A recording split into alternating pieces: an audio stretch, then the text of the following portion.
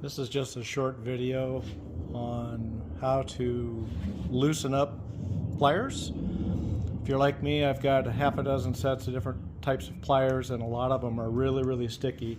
You try to open them up, and it takes two hands, and you work them back and forth, and you put WD-40 and grease and stuff, and you keep working them. But I found a trick that works really well.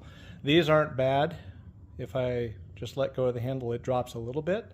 But I'm going to show you an easier way to do this. It takes about 10 minutes and works phenomenal. So hold on.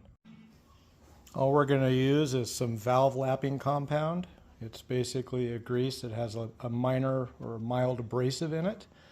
And you can get it, I think Permatex makes some. This is some old stuff I've got from work. But basically, you just take it on just like you're trying to do this with one hand. But basically, there, I'm back. Just using this valve lapping compound, and all I'm doing is just smearing it into the different joints. And it's kind of like just packing a wheel bearing. You just get the stuff in there. Sorry if this is blurry. I don't do this for a living. And anyway, once you get it in there, then you just work this thing back and forth, and you do this for about 5 minutes, and you just keep adding. Trying to do it this way.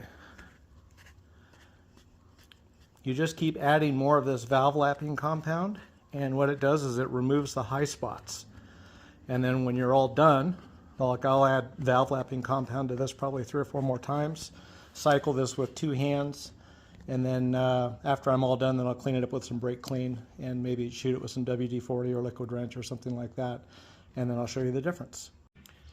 All right, I've finished doing these pliers. And again, you just use the valve lapping compound, put it in the crevices, work it back and forth for, literally 10-15 minutes at the most, 5-10 minutes, depending on how loose you want them. It removes the high spots, and then you just clean it with brake clean. So these I've gone ahead and done. And they're not perfect, but you can see they open up literally almost all the way.